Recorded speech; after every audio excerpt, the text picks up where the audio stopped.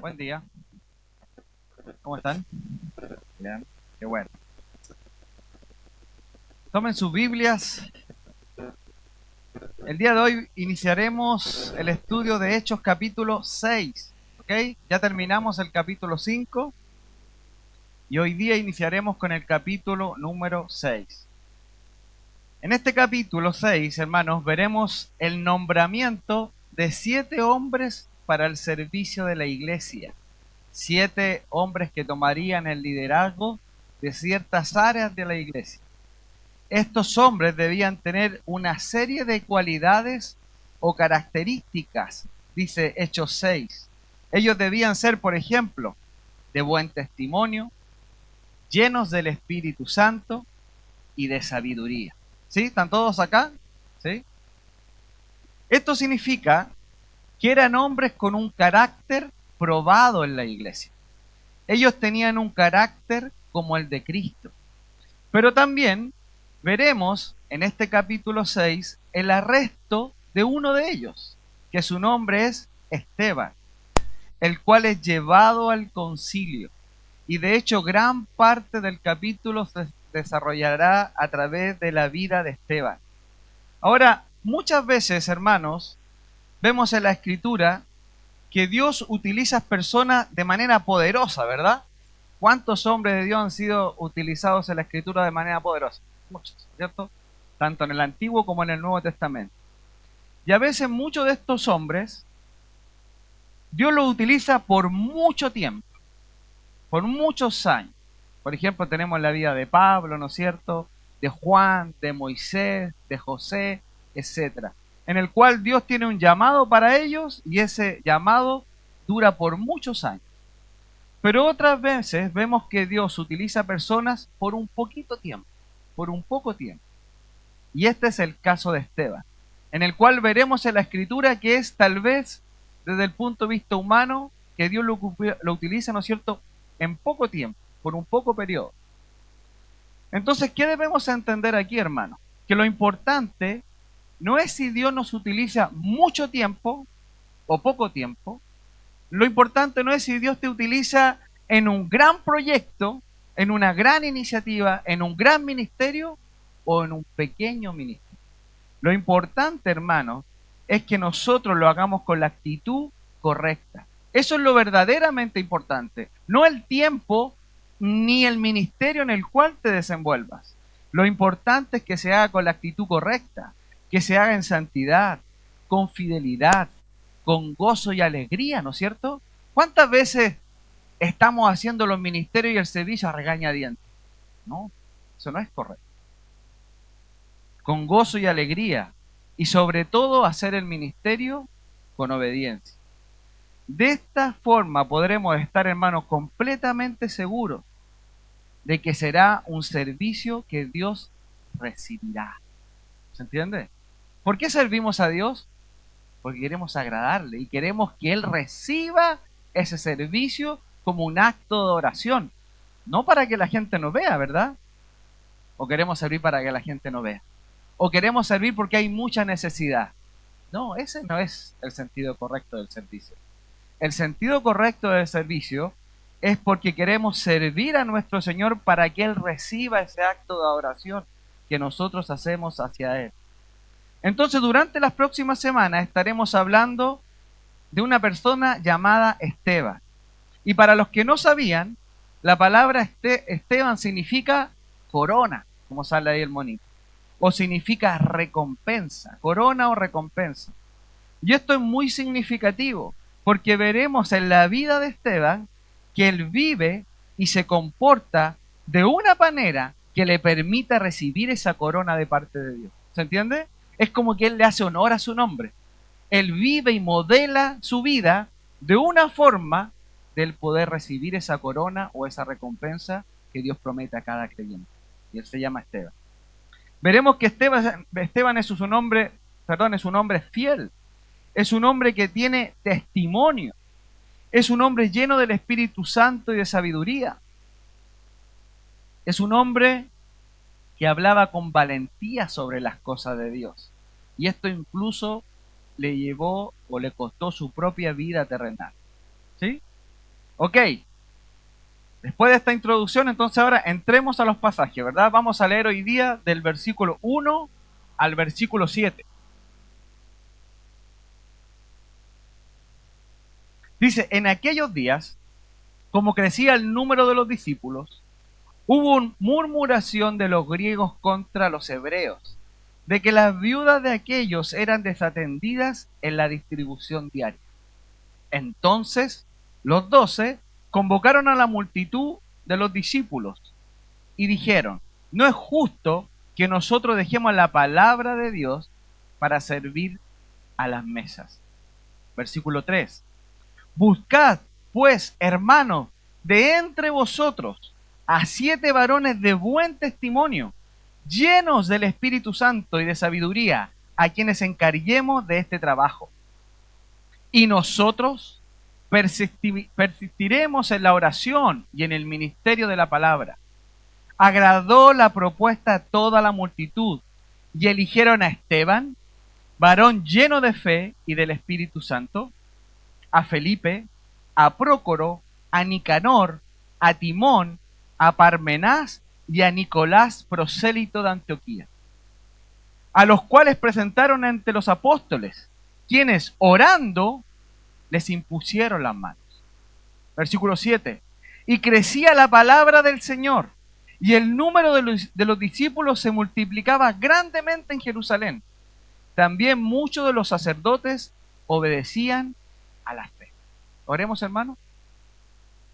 Padre, en el nombre de Jesús, te pedimos, Señor, que tu palabra, Señor, sea prioridad en este momento y en esta iglesia.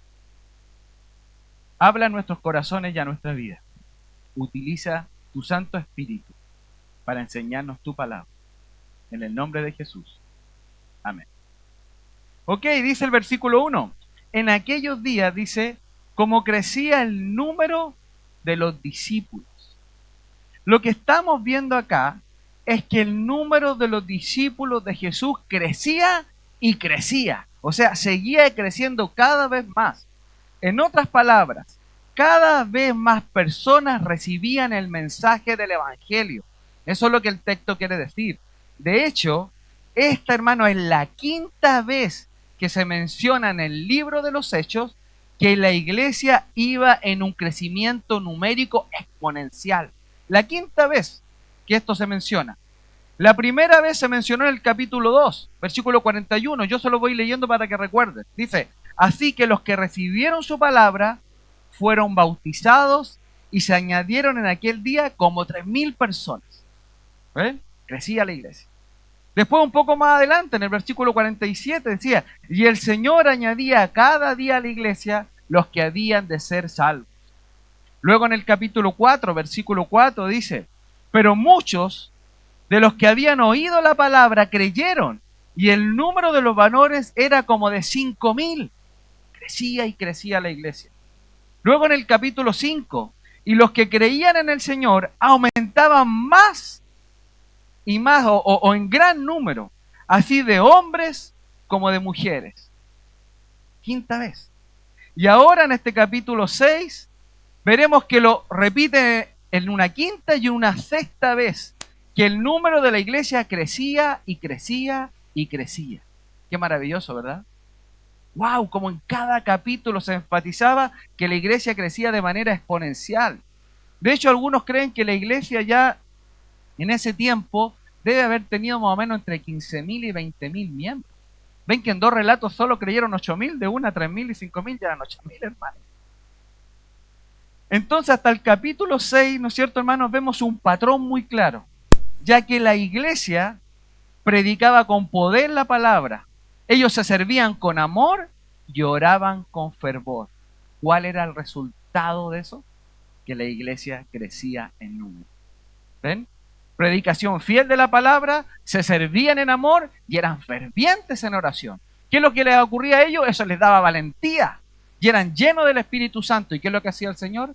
Añadía y añadía personas a esa iglesia. Y ese crecimiento, hermano, no era casualidad o no era la causa, sino más bien era el resultado de una iglesia centrada en Jesucristo, unida, una iglesia generosa, como veíamos, una iglesia obediente a la guía del Espíritu Santo. Constantemente vemos que la iglesia obedecía a la voz del Espíritu Santo. Ahora hay algo muy significativo, hermanos, también en este versículo 1, ya que esta es la primera vez que se menciona en la iglesia la palabra discípulos, o más bien que se arma la frase que dice, como crecía el número de los discípulos. Antes decían que crecían en número, en personas, en varones, en hombres y mujeres, pero ahora usa la palabra discípulos. Ahora, escuchen, ¿cuáles son las características de un discípulo? Veamos, esto es muy importante. De ahí sáquenle una foto. No vamos a leer todos los versículos porque no nos va a dar el tiempo, pero ustedes los pueden ver en su casa. ¿Cuáles son las características de un discípulo? Primero, un discípulo ama a Cristo por sobre todas las cosas. O sea, Cristo es su prioridad, hermano. ¿Y cuánto necesitamos eso hoy en día? Todo es primero en nuestra vida. Incluso uno lo nota en las cosas triviales del día a día. Hay un servicio, hay una necesidad, hay una reunión, hay algo que hacer, hay que ir a evangelizar y siempre hay algo más importante. Es más importante la familia, es más importante nuestros hobbies, lo que tenemos que hacer, el panorama, lo que hicimos. Y quiero que me entiendan bien, hermano. Yo no estoy diciendo que usted deje todo y que viva en la iglesia. No estoy diciendo eso. Pero cada uno de ustedes sabe si realmente a la hora de escoger, el Señor es su prioridad. Siempre hay algo más importante. Un discípulo es una persona que pone a Cristo como su prioridad. ¿Saben qué es prioridad? Lo primero. No hay nada primero. Y sabemos que hay muchos versículos que cuando el creyente prioriza al Señor, el Señor añade el resto de cosas. Pero el creyente, ¿qué hace? Busca todas las cosas y deja al Señor de lado. Y por eso anda ahogado en la vida. Porque tiene los principios desordenados, al revés, trastocados. Segunda característica, se niega a sí mismo y sigue a Jesús. Es una persona que decide no vivir más él. Él quiere vivir la vida de Cristo en él. Como decía Pablo, ya no vivo yo, más Cristo vive en mí. Tercer lugar o tercera característica, permanece en su palabra. Hermanos, un discípulo debe amar la palabra. Y amar significa pasar tiempo en ella. Otra característica es ama a sus hermanos. Un discípulo ama a los hermanos, ama a su hermano. Otra característica es que un discípulo da frutos visibles, hermano. Frutos visibles. Y por último, un discípulo de Cristo es uno que obedece a su Señor. Obedece a Cristo. Ahí están los pasajes para que usted lo revise después en su casa, ¿verdad? Entonces, estas son las características de un discípulo. Fíjense, ya no habla de hombres, de mujeres, no habla de número, ahora habla de discípulos. O sea, como que Hechos capítulo 6 nos está llevando para que entendamos que no se trata solo de llenar las bancas. Se trata de que ese grupo de personas eran seguidores de Cristo. Hay una diferencia tremenda en eso. Y es lo que este pasaje está enfatizando. Y la pregunta que debemos hacernos es, ¿eres parte de los que asisten o de los que siguen a Jesús día a día? Buena pregunta, ¿verdad? Yo debo preguntarme, ¿yo soy parte de los que asisten a la iglesia o yo soy parte de los que siguen a Jesús día tras día, hora tras hora? Porque Él es mi emblema, mi estandarte. Él está en mí, Él es mi prioridad. Y todo lo que yo ordeno en mi vida, lo alineo con Él. Todo, absolutamente todo. ¿Puedes ver las características de un discípulo en tu vida? Si tú analizas tu vida y miras para adentro, ¿tú puedes ver las características de un discípulo en tu vida? Estas características, tal vez alguno tiene una, otro tiene dos, otro las tiene todas. Debemos apuntar a todas esas características. Ese es el llamado de un discípulo. Entonces, hay un cambio en el texto, ¿verdad? donde señala que creció el número de los discípulos, de los servidores.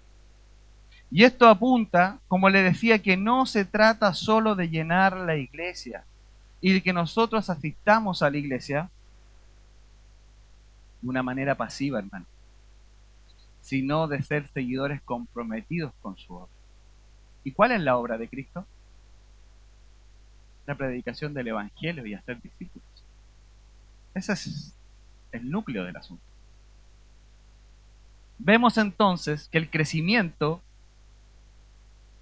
ya no es meramente en número, sino que está hablando de discípulos. La iglesia crece en discípulos y en el capítulo 6 veremos cuáles son las características de cómo un discípulo debe servir a Cristo. Vamos a ver cuáles son el modelo, cómo debe ser esa persona que es un servidor de Cristo. Continuemos leyendo. Entonces el texto dice, hubo murmuración de los griegos en contra de los hebreos, de que las viudas de aquellos eran desatendidas en la distribución diaria.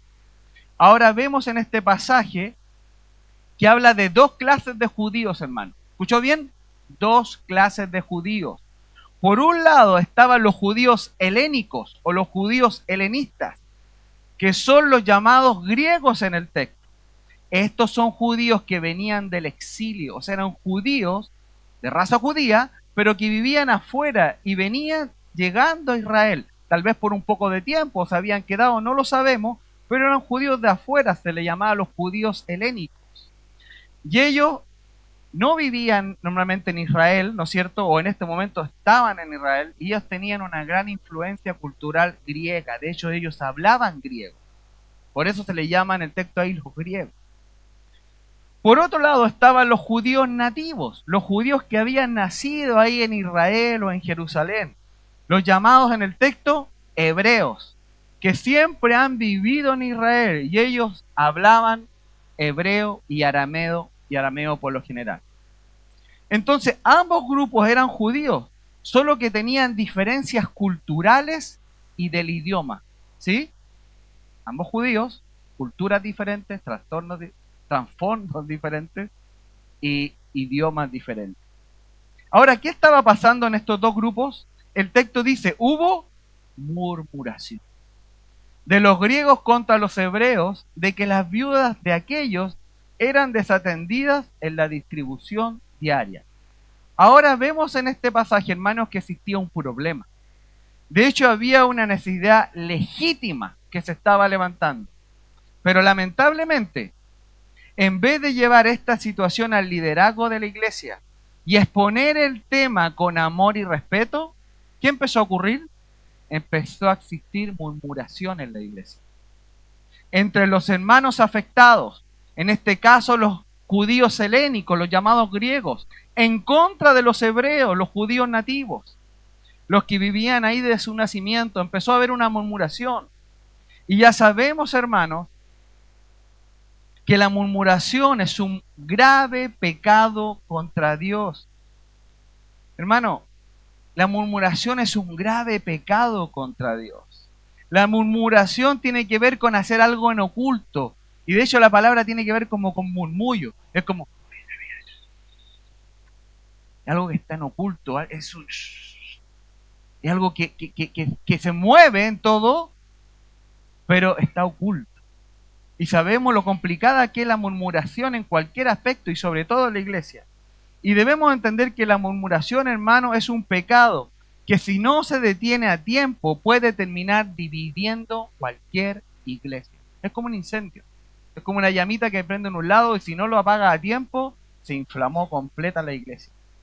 Entonces, en vez de plantear el problema con las personas adecuadas, los murmuradores deciden utilizar una estrategia o la estrategia más inadecuada posible y la menos efectiva. ¿Cuál es? Usar la murmuración. La estrategia más inadecuada y la menos efectiva para tratar el problema. Estas personas hablan con todo el mundo, menos con las personas que tienen que tratar la situación. Ya sabemos lo que dice Pablo, dice, haced todo sin murmuraciones y contienda. Filipenses capítulo 2, versículo 14. Y Pedro habla de lo mismo, pero tal vez en otro contexto. Él dice, hospedados los unos a los otros sin murmuración. Lo que está diciendo Pedro es que ese tiempo de compartir, ese tiempo de amor, de coinonía, de bendecirse unos a otros, ese tiempo de compartir la mesa, no se preste para murmurar de otros hermanos o de la iglesia o del liderazgo, de lo que ocurra, de la luz, del aire acondicionado, de lo que sea, la música, lo que no te agrada. Pedro dice, hospedados los unos a los otros sin murmuraciones. Primera de Pedro capítulo 4 versículo 9. Que este tiempo de compartir sea un tiempo de edificación, no de murmuración. Ahora el problema que estaba ocurriendo, hermanos, era que las viudas de los judíos helénicos estaban siendo desatendidas. Ese era el problema, ¿verdad? Y la pregunta que debemos hacernos es, ¿por qué? ¿Por qué estaba habiendo un problema? Y acá hay dos hipótesis posibles. Escucha la primera. Por un lado, puede ser un acto de discriminación de los hebreos en contra de los judíos helénicos, ¿no es cierto? Como habían diferencias culturales y de idioma, y además los judíos nativos vivían en Israel o en Jerusalén, y venían estos judíos llamados griegos, tal vez había un acto de discriminación con ellos. Y las viudas de estos hombres eran desatendidas, no eran consideradas, no eran tomadas en cuenta. La segunda hipótesis, o otra opción, es que simplemente la iglesia estaba en crecimiento, hermano, ya que el texto lo dice. Escuche, en aquellos días, como crecía el número de los discípulos, hubo murmuración. ¿Lo ven? Entonces, otra opción es que la iglesia estaba creciendo mucho, de una manera exponencial. Y esta situación, ¿no es cierto?, los llevó a que ciertas tareas se empezaron a desatender. Y empezó y creó murmuración en la iglesia. El problema, hermano, era que la iglesia, digamos así, estaba creciendo. Dice el texto, como crecía el número de los discípulos. Esto sugiere que el problema surge por la falta de organización frente al aumento de las necesidades. ¿Por qué? Porque la iglesia crecía exponencialmente. La iglesia estaba creciendo y crecía y crecía y crecía desde el capítulo 2 de Hechos al capítulo 4. Y es algo natural, hermano, que muchas veces cuando las iglesias crecen y crecen, se ocurran ciertas situaciones, sobre todo en la organización. Ahora, ¿cuál de estas dos hipótesis es la más probable? Personalmente, hermano, yo creo que las dos. Ambas cosas pueden haber estado pasando al mismo tiempo. Por un lado, el crecimiento exponencial trajo un problema en la organización de la iglesia. Y esto sacó a la luz tensiones culturales o discriminación que ya existían en la iglesia. ¿Se entiende? Esto solo intensificó la situación probablemente y apareció esta situación. Entonces existe un problema, habían quejas de los judíos que venían del exilio en contra de los hebreos.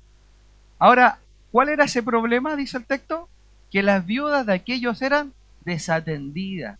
Y esa palabra desatendida eran menospreciadas o ignoradas, no se las tomaba en cuenta en la distribución diaria.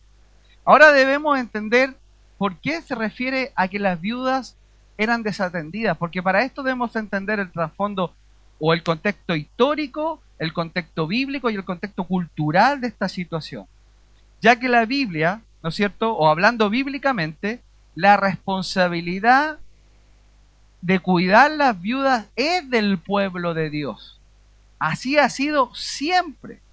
Y esto no inicia en la iglesia, hermano.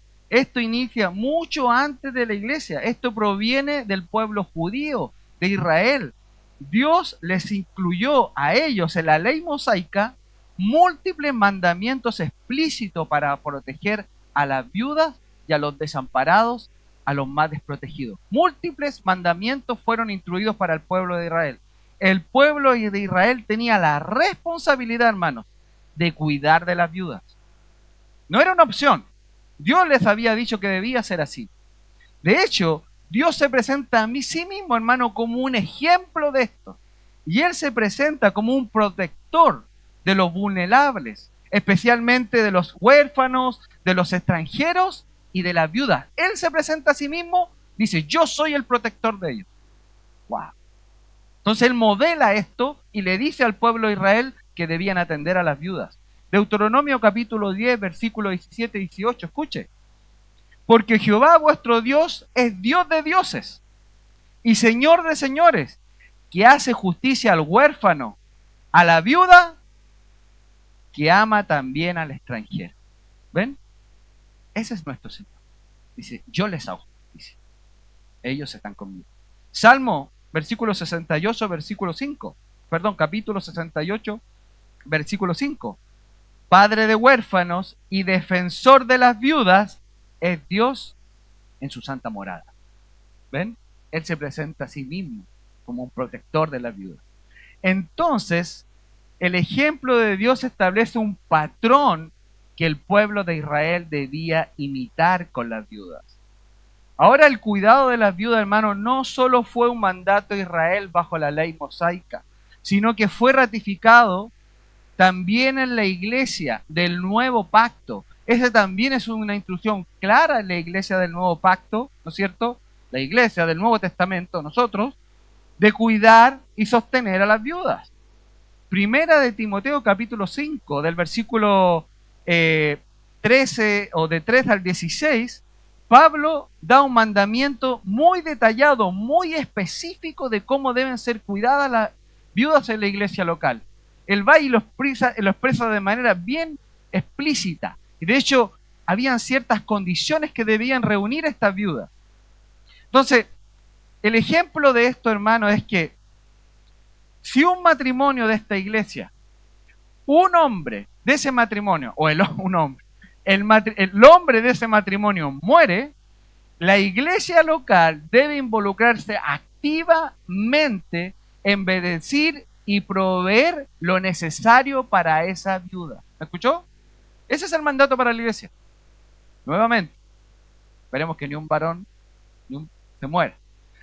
Pero si un varón de esta iglesia, ¿ok?, fallece, es el deber de esta iglesia local, ¿no es cierto?, proveer activamente todo lo necesario para el sustento de esa viuda. Esa es una instrucción, es un mandamiento.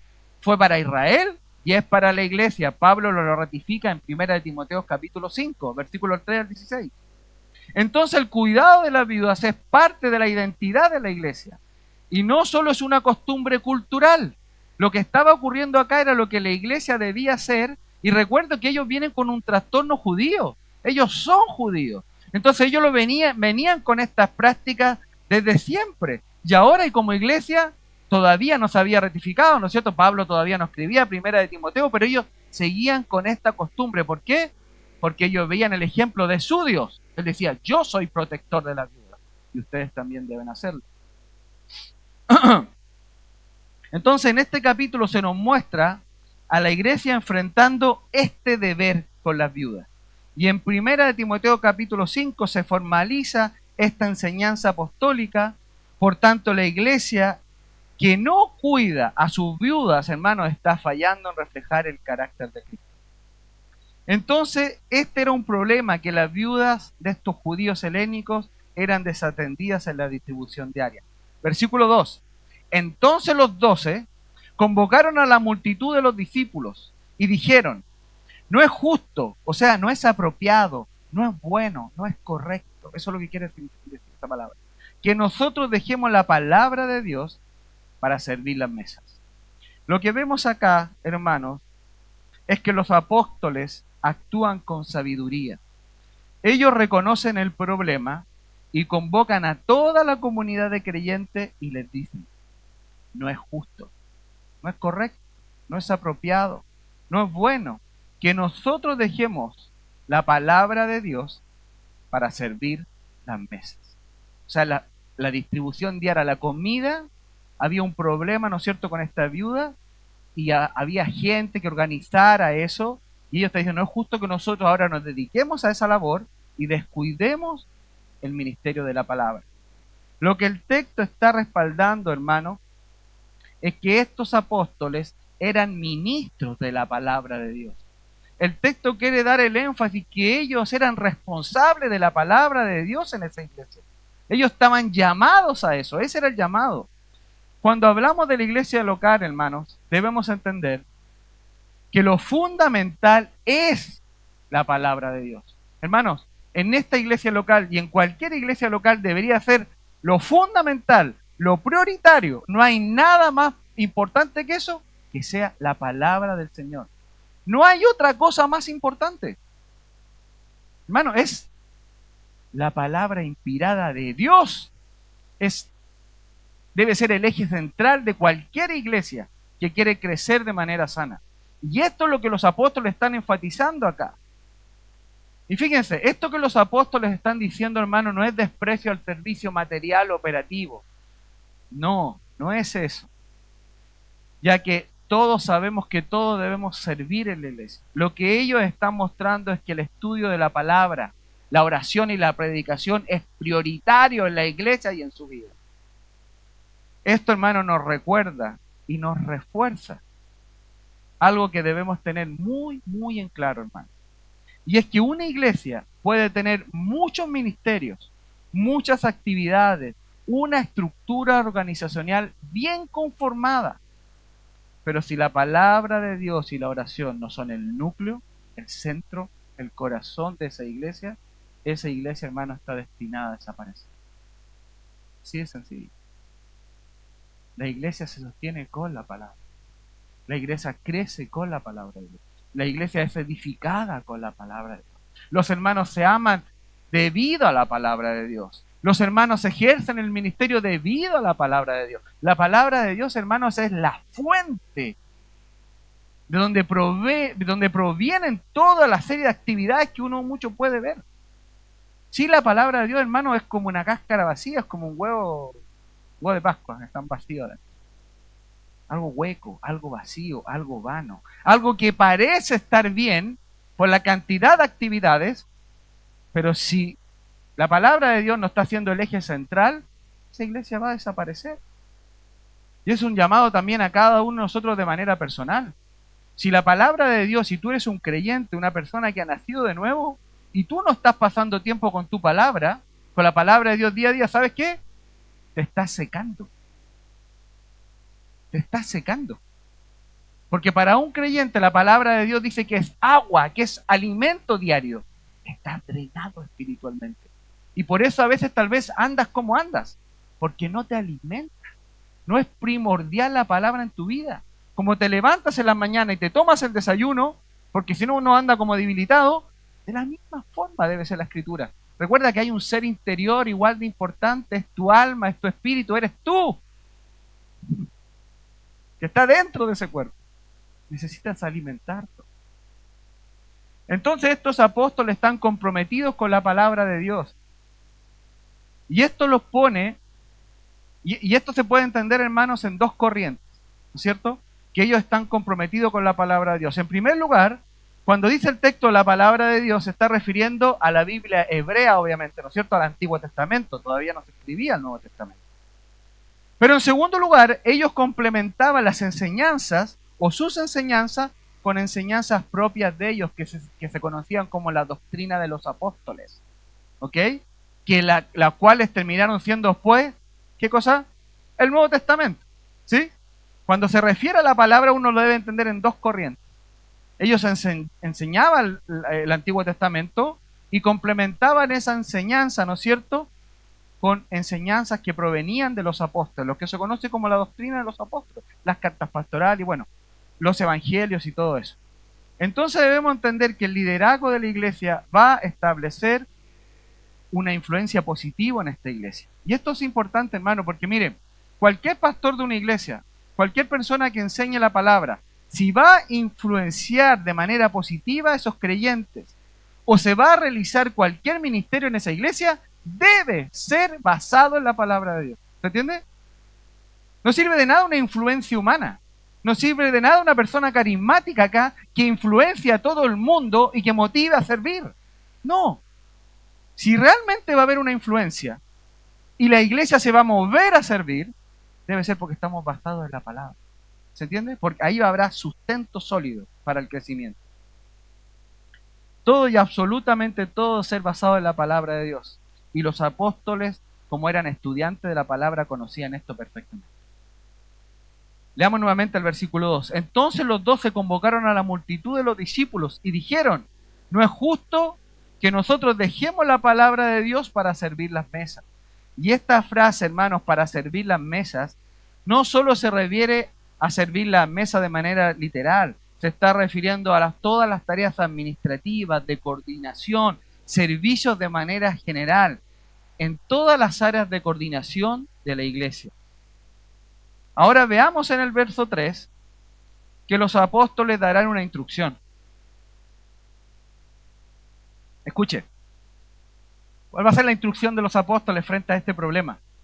Buscad pues, hermanos, de entre vosotros a 7 varones de buen testimonio, llenos del Espíritu Santo y de sabiduría, en quienes encarguemos de este trabajo, no de este puesto, no de este cargo. Lo que se les está dando es un trabajo, es una obra, ¿sí? No es busquemos 7 varones para ponernos el liderazgo y que ellos, todo el mundo lo vean, no. No se busca el puesto, se busca el trabajo. A 7 hombres que los pongamos a cargo de este trabajo. Entonces los apóstoles le piden al resto de la congregación que busquen a 7 varones. Y debemos notar, hermanos, que estos 7 varones no los buscan por sus capacidades técnicas, físicas, el carisma que tienen, cuánto talento tienen, sino por su madurez espiritual. Los apóstoles le piden, busquen a gente maduras espiritualmente.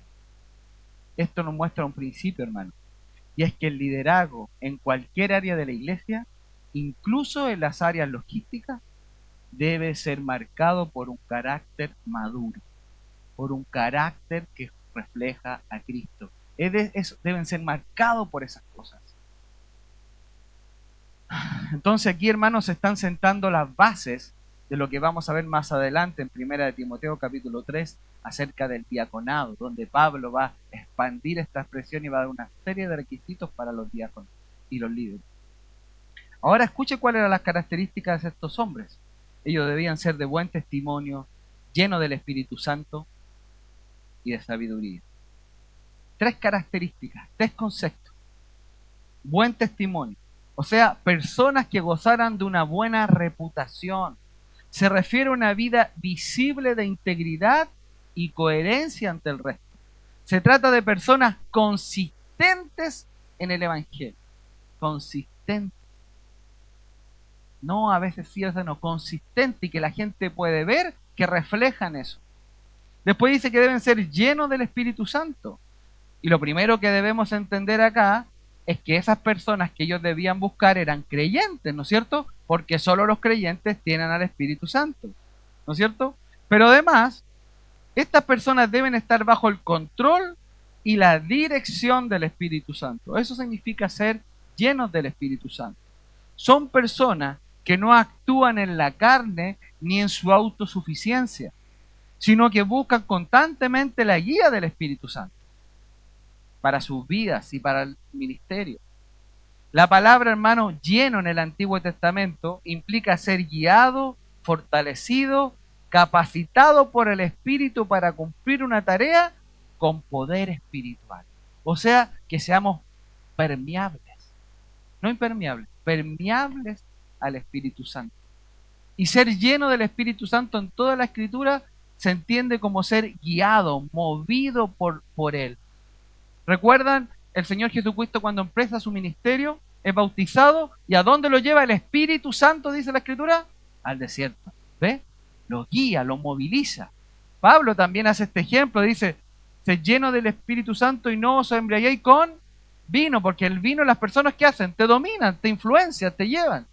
¿Cuántos de los que tal vez en su vieja vida se pasaban de copa, tomaban y al otro día despertaban en un lugar y dicen, ¿cómo llegué aquí? Influenciados por el alcohol, fueron movilizados. Bueno, de la misma forma debe ser un creyente, pero ahora guiado por el Espíritu Santo. Es alguien sensible a la voz del Espíritu Santo. ¿Quién llevó a Felipe a hablar con el eunuco? El Espíritu Santo, ¿ven? Lleno del Espíritu Santo, una persona que escucha la voz del Espíritu Santo, que se deja guiar, que es moldeable, que es maniable, que es dulcis para él.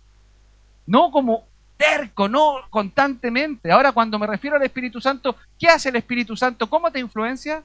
Con la palabra, van juntos. A través de la palabra te lleva a lugares, te mueve. Y estas personas debían ser llenos del Espíritu Santo. Y el tercer requisito, dice, es sabiduría. Y esto se refiere a la capacidad de una persona de tomar decisiones prudentes, justas, correctas y alineadas con la palabra de Dios, hermano. Miren, sabiduría, hermano, no tiene nada que ver con conocimiento. ¿Me escuchó? Nada que ver con conocimiento. Usted puede ver personas con mucho conocimiento, pero son muy poco sabias. La sabiduría, hermano, es el conocimiento aplicado a una circunstancia. ¿Me escuchó? No es solo saber, sino es como yo, ese conocimiento que tengo, tengo la capacidad de aplicarlo en la circunstancia que estoy viviendo. ¿Sí? ¿Me sigue? Cuando una persona viene de un instituto bíblico, un seminario, ¿es una persona sabia per se? No, hermano, no. Es lo que él sabe, cómo lo aplica. Ahora, puede haber un cristiano normal de la iglesia que lo poco que sabe lo aplica. Esa es una persona sabia. ¿Se entiende?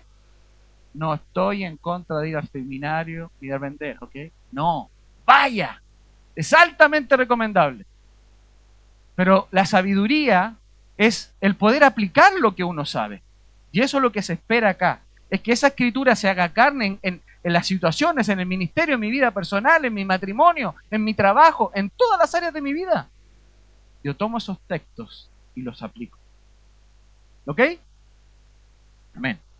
Entonces el servicio en la iglesia, y sobre todo los que tienen responsabilidades o de liderazgo, no se trata de capacidades técnicas, sino de un carácter conforme al de Cristo.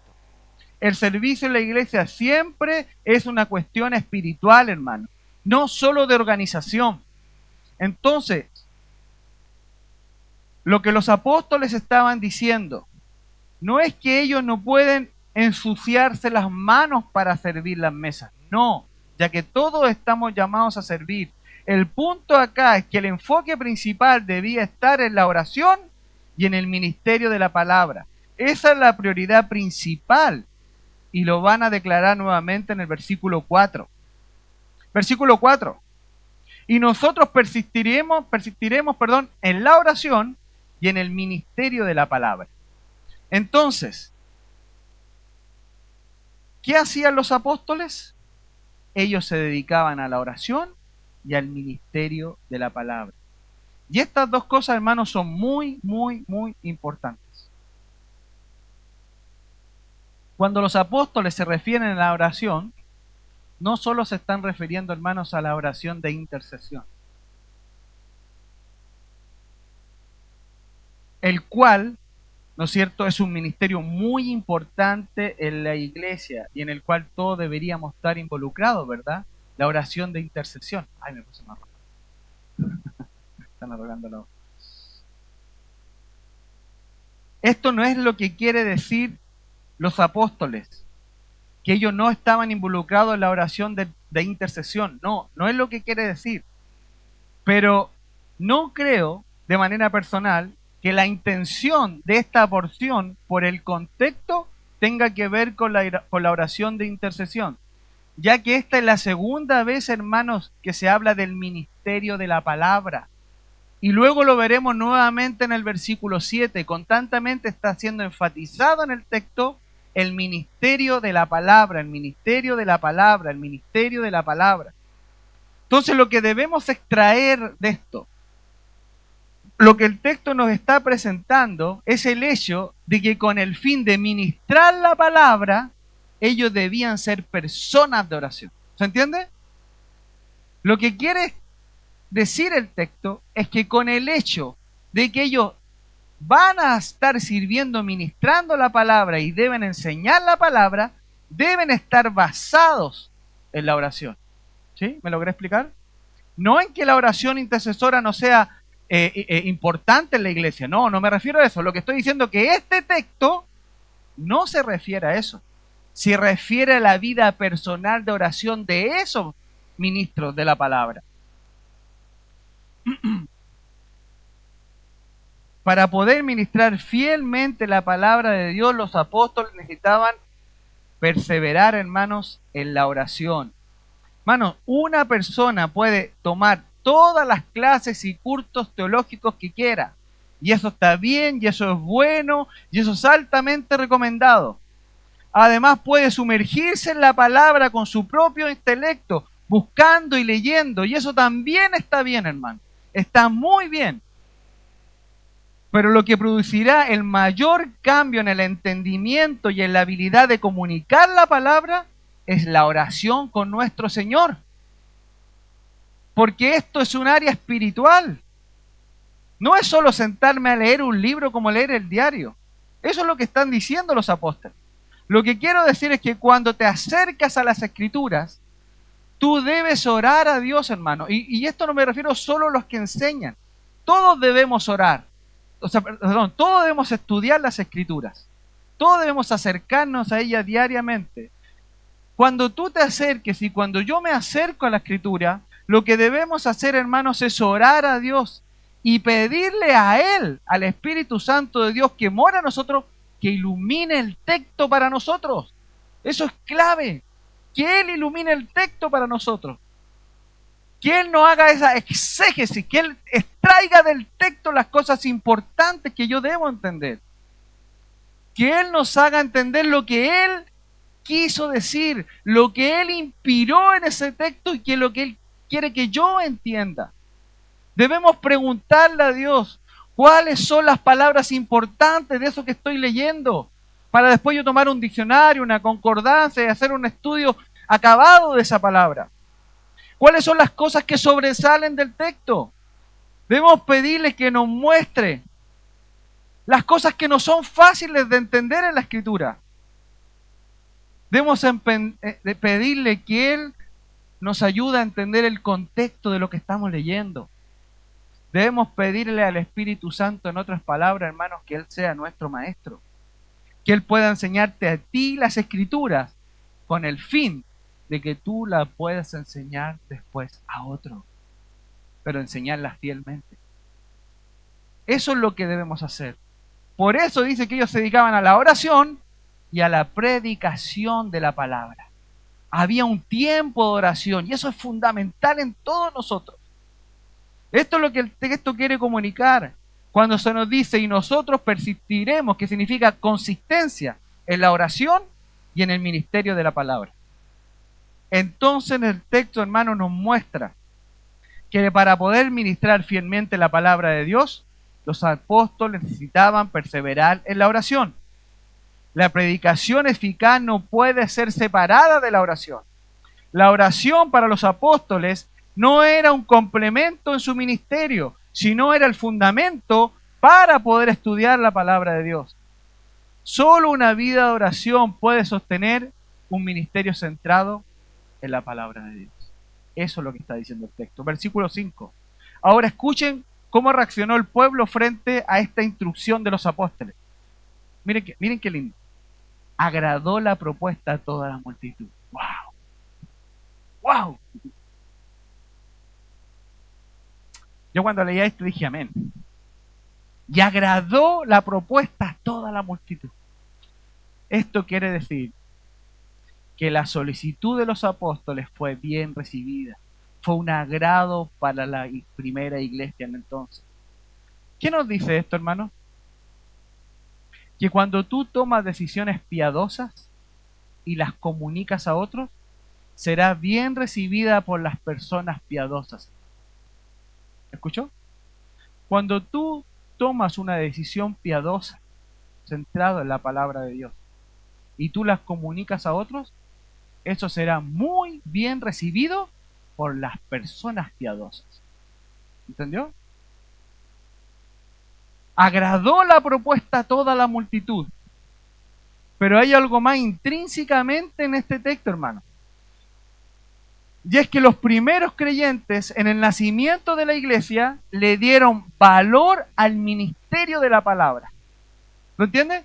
Ellos le dieron valor al ministerio de la palabra y a los apóstoles que la compartían con ellos. Ellos eran personas piadosas que le daban alto valor a la palabra y a las personas que lo compartían con ellos. Por eso les agradó escuchar eso.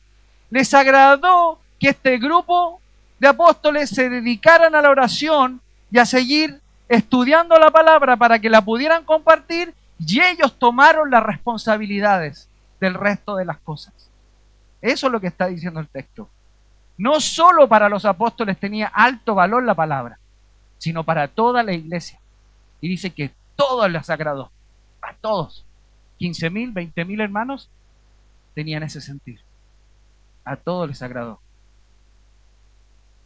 Y este espíritu de piedad no estaba basado, hermano, en sentimientos, sino en el estudio de la palabra de Dios y la oración. Esto es vital, hermano, que lo podamos ver en el texto. Ya que hoy en día, hermanos, es muy extraño ver a iglesias que le prestan la importancia a la palabra de Dios. Y esto es triste eso. Todo es más importante en el culto. Todo es más importante en su vida y en la estadía, menos la palabra de Dios. La iglesia no le dan el valor debido a la palabra de Dios. Y la pregunta es, ¿nosotros sí le estamos dando el valor necesario? Creo que debemos mejorar de manera individual y de manera colectiva. Hermano, solo la palabra de Dios restaura nuestra vida. Solo la palabra de Dios nos aleja del pecado. Solo la palabra de Dios hace ministerios fructíferos. Y solo la palabra de Dios hará que en el reino de Dios nos presentemos aprobados. ¿Sabes cuál es mi deseo, hermanos? Que todos nosotros un día nos presentemos aprobados delante de Dios. Aprobados, no avergonzados. Pero eso, si dejamos la palabra de Dios a un lado, no se puede. No se puede. Cada vez vemos menos iglesias que le tomen el valor a la palabra de Dios, y hermano, eso es vergonzoso. Leamos el versículo 5. Agradó la propuesta a la multitud. Ahora note a quién eligieron primero. Fíjense quién encabeza la lista de estas personas. Y eligieron a Esteban. Como empezamos, aquí empieza la historia de Esteban, recuerden. Corona, recompensa. Y eligieron a Esteban, varón lleno de fe y del Espíritu Santo. Nuevamente dicen, era las características, pero en él se realza. Era un hombre lleno de fe y del Espíritu Santo. Y esta palabra fe es una palabra relacionada, hermanos, con creer, ¿no es cierto? Y esta palabra creer en hebreo tiene la misma raíz que la palabra verdad. Creer, fe y verdad tiene la misma raíz en hebreo. Entonces, creer o tener fe es confiar plenamente en aquel que es la verdad. Eso es fe. Entonces, lo que se está diciendo acá de Esteban es que aquella verdad, ¿no es cierto?, que él cree es la verdad de la palabra de Dios, y él cree en la persona de la verdad, que es Jesucristo. Esteban era un varón lleno de fe. Pero no solo eso, el texto dice que también estaba lleno del Espíritu Santo. Y ser lleno significa estar bajo el control y dirección del Espíritu Santo, ¿verdad? Ya lo habíamos dicho. Entonces Esteban era un hombre de fe y lleno del Espíritu. Ahora noten que no solo estaba Esteban en esto escogido, eran 7.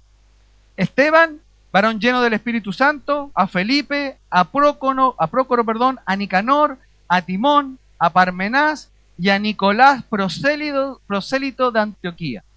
Entonces eran 6 hombres judíos y un séptimo, que era Nicolás, era un prosélito. Nicolás no era un judío, Nicolás era un hombre que se había hecho judío, que se había convertido al judaísmo, o había creído en el Dios de Israel, y ahora por consecuencia, lo que vemos acá entrando dentro de la iglesia, había creído ¿en quién? En Jesucristo como Salvador. Era un prosélito, no era de raza judía. Entonces estos 7 hombres fueron llamados a servir en la iglesia. Versículo 6. A los cuales presentaron ante los apóstoles, quienes orando les impusieron las manos. Entonces los apóstoles hicieron 2 cosas. Ellos oraron y les impusieron las manos. Ahora, el acto de imponer las manos es algo muy importante en el ministerio, hermano, y lo vamos a ver altamente enfatizado y ampliamente en el capítulo 8. ¿Ok? En este capítulo 8 veremos el significado, el énfasis y la importancia de poner las manos en otra persona. Pero aquí simplemente inicia estableciendo este concepto de imponer las manos delante de nosotros, de los lectores, ¿ok? Capítulo 8, vamos a explicar ampliamente qué significa eso. Entonces estos hombres fueron presentados a los apóstoles, los cuales oraron por ellos, les impusieron las manos y de esta forma fueron comisionados al ministerio de manera pública, mediante la imposición y la oración de manos. ¿Ok? Versículo 7, se me acaba el tiempo. Y crecía la palabra del Señor, y el número de los discípulos se multiplicaba grandemente en Jerusalén. También muchos de los sacerdotes obedecían a la fe. Uy, acá hay mucho que decir, no sé si voy a alcanzar. Acá quiero que veamos tres cosas. Ustedes me dicen si están aburridos. Bajamos. Primero, cuando estos 7 hombres, llenos del Espíritu Santo y sabiduría, sirven fielmente bajo el propósito de Dios, ¿escuchó? Voy a repetir. Cuando estos 7 hombres, llenos del Espíritu Santo y sabiduría, sirven fielmente bajo el propósito por el cual fueron llamados, en este caso atender las necesidades prácticas de la iglesia, esto le permitió a los apóstoles cumplir con su llamado y enfocarse en lo que era su ministerio central, o sea, la palabra de Dios. ¿Cuál era el llamado? Persistir en el ministerio de la palabra. Entonces, ¿qué ocurrió cuando estos 7 hombres se encargaron de las cosas prácticas de la iglesia? Escuche qué dice el versículo 7. Crecía la palabra del Señor. ¿Ven la conexión? Crecía la palabra del Señor. Y por consecuencia el número de los discípulos se multiplicaba grandemente en Jerusalén. ¿Ven lo que está ocurriendo?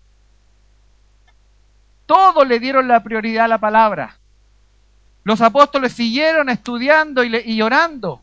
Y la iglesia tomó la responsabilidad de las otras actividades. ¿Y qué es lo que dice el versículo 7? Y crecía la palabra del Señor y el número de los discípulos se multiplicaba grandemente en Jerusalén.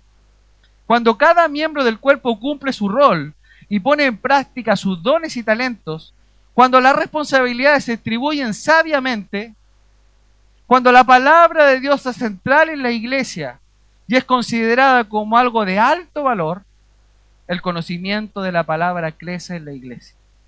El conocimiento de la palabra crece en la iglesia. Y este pasaje nos muestra que la organización práctica y el ministerio de la palabra se complementan para permitir el avance del evangelio, hermano. Se complementan. Ni uno ni otro, no se puede. ¿Queremos ver a la iglesia, hermanos, crecer en conocimiento y en número? ¿Le gustaría seguir viendo a la iglesia así? Entonces debemos asegurarnos de que cada parte del cuerpo funcione. Enseñando, orando, sirviendo, amando, administrando, edificando. Todo el cuerpo debe estar sirviendo. Cuando la iglesia opera en unidad, orden, guiadas por el Espíritu de Dios, el crecimiento, hermanos, es inevitable de la iglesia. Leamos nuevamente el versículo 7, dice, y crecía la palabra del Señor y el número de los discípulos se multiplicaba grandemente en Jerusalén. También muchos de los sacerdotes obedecían a la palabra. Y el segundo punto que quiero que veamos acá, de este versículo 7, es que el resultado de resolver sabiamente un conflicto dentro de la iglesia es un mayor crecimiento. Había un conflicto y los apóstoles lo tomaron como una oportunidad para crecer espiritualmente. Entonces tomaron, esto es una prueba para edificarnos, para hacernos crecer en fe, en sabiduría, en número. Entonces, el resultado de resolver un problema en la iglesia sabiamente resultó en un crecimiento de la iglesia y también un crecimiento espiritual, porque dice que la palabra crecía. ¿Qué significa? Que los hermanos crecían en conocimiento. Toda la gente estaba creciendo en su conocimiento de la palabra. Cuando la iglesia actúa en sabiduría y en amor mediante los conflictos, sabiduría y amor, Dios bendice la iglesia con expansión y transformación, transforma a la iglesia. El texto dice, y crecía la palabra del Señor. ¿Qué significa esto? Que el conocimiento de los hermanos iba creciendo poco a poco, iba en aumento en los creyentes. El conocimiento del evangelio también iba creciendo porque conocían más de la palabra. y crecía el número de las personas en esta iglesia. Pero hay un tercer punto que quiero que observemos, y es el versículo 7. Escuche, es al final, dice, también, fíjense que decía que crecían mucho, pero ahora hace un zoom, un primer plano, un grupo de personas. También muchos de los sacerdotes obedecían a la fe. ¿Escuchó? Subraya eso, hermano suyo. Los sacerdotes. Se está refiriendo a los sacerdotes del templo. Lo primero que debemos ver acá es que eran los sacerdotes, hermanos, los encargados en llevar a cabo el ministerio de las viudas y los huérfanos. Ellos eran los encargados. ¿Recuerdan lo que les conté en el Antiguo Testamento? Las ofrendas llegaban, ellos las recibían, ellos las administraban, y ellos eran los encargados en distribuir eso. Pero ahora eran los creyentes en Jesucristo los que cada vez más y más estaban involucrados en este ministerio de sostener las viudas. Esto nos habla, hermanos, en el libro de los Hechos, que está ocurriendo un cambio. Ahí está ocurriendo un cambio desde el sacerdocio antiguo a los apóstoles, al ministerio apostólico y a la iglesia local. Y eran estos sacerdotes que hacían eso al ver a estos cristianos que se amaban y que tomaban ellos esa responsabilidad, no iban donde el sacerdote, que probablemente empezó a producir un cambio, un impacto en la vida de estos sacerdotes, porque esa era una labor de ellos. Y al estar estas viudas bien atendidas, esto surgió un impacto positivo en los sacerdotes, porque este servicio funda las bases del ministerio de la enseñanza de los apóstoles, donde la palabra de Dios seguía creciendo y creciendo y llegó a los oídos de estos sacerdotes. Y muchos de los sacerdotes obedecen a la fe. Ahora, hermanos, miren, y con esto termino. ¿Cuál era la responsabilidad principal de un sacerdote? ¿Cuál era la prioridad principal de los sacerdotes aparte de cuidar las viudas? El sacerdote, hermano, es un maestro de la palabra de Dios, eso era. Y también era el responsable del servicio sacrificial. Eso eran las principales tareas de un sacerdote. Ahora, una de las cosas que ellos hacían era que cuando la gente traía un cordero, ¿no es cierto?, o una oveja, ¿no es cierto?, ellos eran los encargados para revisar y examinar de manera exhaustiva a esa oveja, para ver si ese sacrificio era un sacrificio aceptable o no a Dios. Ellos lo determinaban. Ellos eran expertos en examinar al cordero. Expertos en examinar al cordero. Las personas traen su cordero al sacrificio, pero este cordero tenía que ser perfecto, sin mancha, lo mejor. Entonces los sacerdotes eran los responsables de examinar a este cordero. Ellos hacían una inspección del animal, porque ellos no eran expertos, como les decía, en examinar a este cordero. Ellos sabían perfectamente cuál era el sacrificio aceptable y cuál debía ser rechazado. Entonces, debido al crecimiento de la iglesia, a la expansión de la palabra de Dios, al testimonio de estos hermanos, estos sacerdotes estaban llegando a la fe del Evangelio de Jesucristo. Estos hombres eran expertos en el sacrificio, ¿verdad? En examinar al cordero. Lo que quiero decir, hermanos, es que los expertos en reconocer cuál era el sacrificio aceptable y cuál no, estaban recibiendo a Jesucristo como Salvador, al verdadero Cordero. ¿Sí? ¿Ven? Ellos eran los expertos en entender qué era y no aceptable para Dios. Y al exponerles el Evangelio, ellos veían a ese Cordero, que era completamente aceptable. Es decir, ellos estaban recibiendo a Jesús como un sacrificio aceptable para la redención y para el perdón de los pecados. Los sacerdotes que se convirtieron no eran ignorantes del significado del sacrificio. Ellos sabían mejor que nadie qué tipo de ofrenda era aceptable delante de Dios y cuál no. Por eso, cuando obedecieron a la fe, estaban reconociendo a Jesús como el sacrificio perfecto y definitivo, el Cordero de Dios, hermano, que quita el pecado del mundo. Juan capítulo 1. Eso es lo que ellos estaban viendo. ¿Cómo? Gracias a la expansión de la palabra. Gracias a que esa iglesia le dio el lugar correcto a la palabra de Dios. Gracias a que esa iglesia, los hermanos de la iglesia, tenían un testimonio fiel con las viudas, con las personas, Y la palabra de Dios produjo crecimiento en esta iglesia, al punto de impactar a los sacerdotes. Dice que más sacerdotes, como dice, también muchos, no dice uno, muchos de los sacerdotes obedecían a la fe. El templo entró en crisis, hermano. Tenían que empezar a contratar más sacerdotes. Eso es lo que estaba pasando acá. Porque ellos reconocieron verdaderamente al Cordero Pascual. Aquellos que eran expertos en reconocer el sacrificio verdadero.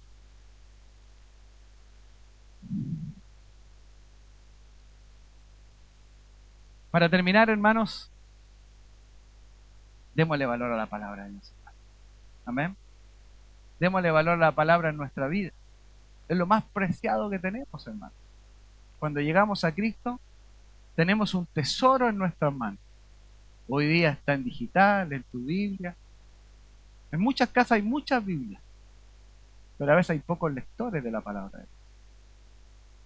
Reconozcamos la autoridad de la palabra de Dios en nuestra vida. Afirmemos esa palabra de Dios, que es la única que puede producir cambios reales y efectivos en nuestra vida.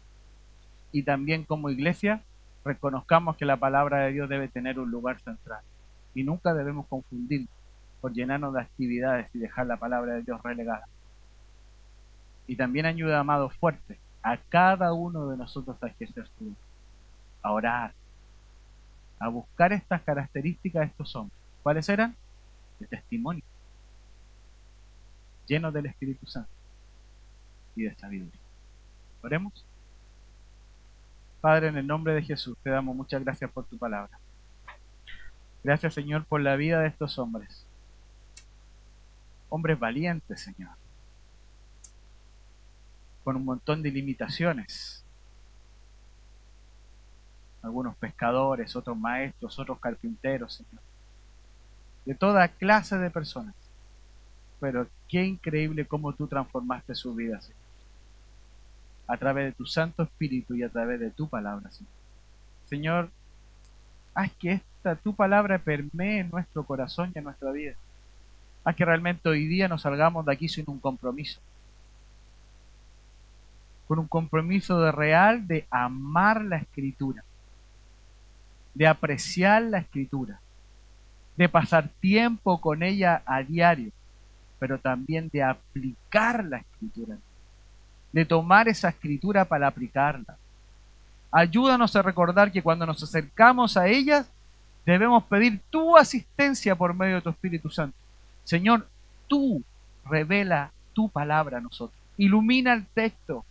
Haznos entender las cosas que tú quieres que entendamos, lo que tú plasmaste en el texto, para que realmente nuestras vidas sean edificadas para tu ministerio, para que podamos todos cumplir fielmente el ministerio de nuestro Señor Jesucristo, que es seguir predicando el Evangelio y hacer discípulos. Oramos en el nombre de Jesús. Amén.